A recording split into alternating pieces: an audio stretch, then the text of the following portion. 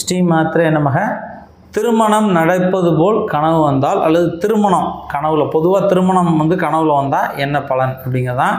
பொதுவாக திருமணம் கனவுல வந்தால் கனவு சாஸ்திர முறையில் என்ன பலன் குறிப்பிட்டிருக்காங்க அப்படின்னா, நமக்கு ஏதோ கெடுதல்கள் வரப்போகிறது, நமக்கு ஏதோ குழப்பங்கள் வரப்போகிறது, நமக்கு தடைகள் வரப்போகிறது, ஆபத்துகள் வரப்போகிறது, துன்பங்கள் வரப்போகிறது, விரைய செலவுகள், விபத்துகள், ஒரு எதிர்பாராத ஒரு குழப்பங்கள், நமக்கு தடைகள் வரப்போகிறதுன்னு அர்த்தம்.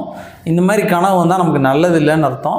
அப்படி ஒருவேளை உங்களுக்கு திருமணம் கனவில் வந்தால் கெடுதல் தான், நல்லதில்லைன்னு சாஸ்திரம் சொல்லியிருக்கு. சரி, அப்போ என்ன பண்ணணும் சார் அப்படின்னா, பக்கத்தில் இருக்கக்கூடிய முருகன் சன்னதி சென்று அங்கே இருக்கக்கூடிய முருகனை வணங்கி வந்தீங்கன்னா இதனால் வர குழப்பங்கள் தடைகள்லாம் நீங்கி நீங்கள் வெற்றி பெற முடியும். அதனால் பக்கத்தில் இருக்க முருகன் சன்னதியை வணங்குங்க. இந்த வீடியோ பிடிச்சிருந்தால் மறக்காமல் லைக் பண்ணுங்கள்.